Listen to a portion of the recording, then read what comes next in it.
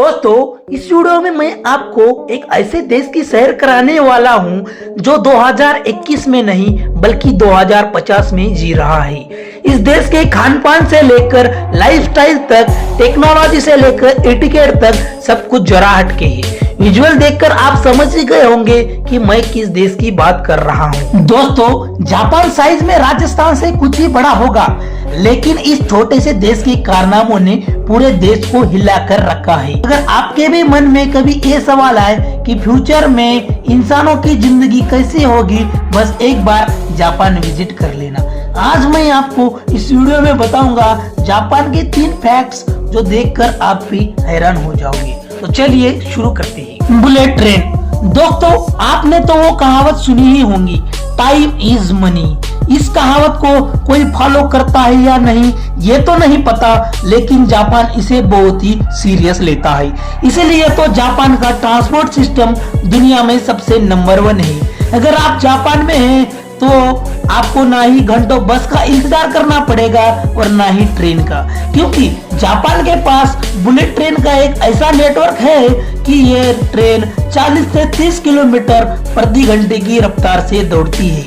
इसे यहाँ की लोकल भाषा में शिंकानसेन कहते हैं। जापान की ये ट्रेन फैसिलिटी से भरी हुई है। इन ट्रेनों की ये खासियत है कि ये ट्रेन कभी लेट नहीं होती। दोस्तों, आपको ये जानकर हैरानी होगी कि ये ट्रेन इतनी स्पीड से चलने के बावजूद भी ये जरा सी भी साउंड प्रोड्यूस नहीं कर सकती। Land of robots. दोस्तों, फ्यूचर पर बेस ऑफ फिल्मों में अक्सर आपने तो देखा ही होगा कि आने वाले टाइम पे रोबोट इंसानों की जगह होटल, रेस्टोरेंट, फैक्ट्रियों में काम करते नजर आएंगे। लेकिन जापान के लिए ये कोई फ्यूचर नहीं है बल्कि प्रेजेंट है, क्योंकि ज्यादातर इन सेक्टर में रोबोट इंसानों की जगह काम करने लगे हैं। फिर चाहे किसी होटल में रिसेप्शन के तौर पर हो या फिर किसी रेस्टोरेंट में वेटर की नौकरी, आपको यह हर जगह रोबोट नजर आएंगी।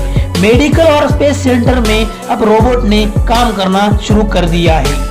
कोविड-19 के दौरान जापान के हॉस्पिटल में पेशेंट की देखभाल के लिए रोबोट स्टाफ ही रखा गया था, जो मरीजों की रूटीन चेकअप से लेकर उनकी देखभाल तक करता था। यही नहीं, जापान ने अपने स्पेस में रोबोट भी भेज चुका है। साल 2013 में जापान ने स्पेस में अपना पहला रोबोट भेज दिया था, जिसका नाम किरोबो था।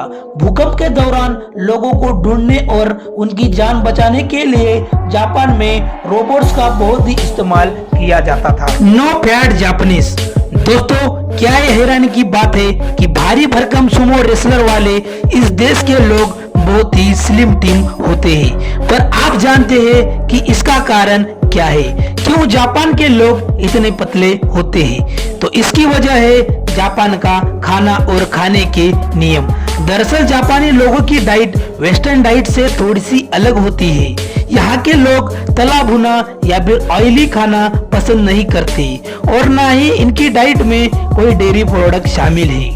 यही नहीं, चिकन, मटन और वेज की जगह यहाँ फ्री फूड खाया जाता है। इसमें प्रोटीन ज्यादातर मात्रा में होते हैं। जापानी सरकार ने अपने सरकारी कर्मचारियों के लिए कानूनी भी नियम बना रखे हैं। जापान के मेटाबो लॉ के अनुसार 40 साल से ज्यादा उम्र के पुरुषों के लिए 33.5 से ज्यादा और महिलाओं के लिए 35.4 से ज्यादा नहीं होने चाहिए। और यहाँ के सरकारी कर्मचारियों का मोटापा कंट्रोल के लिए यह नियम बनाए गए हैं। और दोस्तों, जापान के unique secret of longer and happy life उनके लाइफस्टाइल में ही छिपा है। उनके इस वे ऑफ लिविंग को बारीकी से सुनने के लिए आप सुन सकते हैं कुकू FM पर लिकिंगी नाम की ये लाइफ ट्रांसफॉर्मिंग ऑडियो, जो आपको मदद करेगी इन फिंगरिंग अप की लाइफस्टाइल को पॉजिटिव कैसे किया जाए।